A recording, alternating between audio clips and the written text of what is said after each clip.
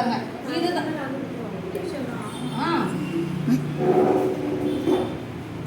So நாம வந்து பார்த்தோம்னா இந்த பேடு உட்காரு இந்த பேட் நம்ம யூஸ் பண்ணா பாருங்க எவ்வளோ ஒன்றுமே வந்து அழுத்தினா தண்ணி வருது இங்கே இதாக வர உதவுங்க. ஸோ இந்த பேட் நம்ம யூஸ் பண்ணிட்டு இப்போ நீங்கள் மிஷினில் உட்காரக்கூடாதுக்கோசம் இல்லை. பட் இதே நீங்கள் காலேஜ் படிக்கிறீங்க இல்லை வேற எங்கேயோ வேலைக்கு போறீங்கன்னா அழுத்துவீங்களா உட்காந்து அழுத்துவீங்களா. ஸோ ஒரு டைம் நம்மளோட ஸ்ட்ரென்த்தோ நம்ம வெயிட் அதில் கொடுக்கக்கூடாது இருக்கும்.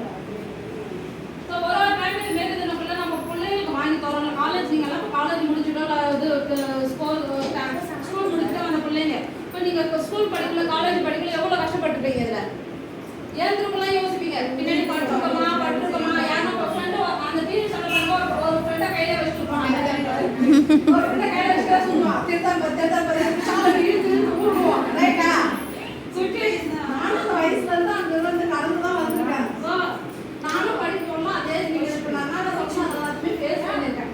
இது இப்படி இருக்கக்குள்ள நம்ம எப்படி ஃப்ரீயாக ஒரு ஸ்டடீஸையோ இல்லை வந்து ஒரு ஒர்க் ஸ்டேஷன்ல நம்ம எப்படி கான்சென்ட்ரேட் பண்ண முடியும் சொல்லுங்க. இப்போ இது வந்து இப்போ லீக்கேஜ்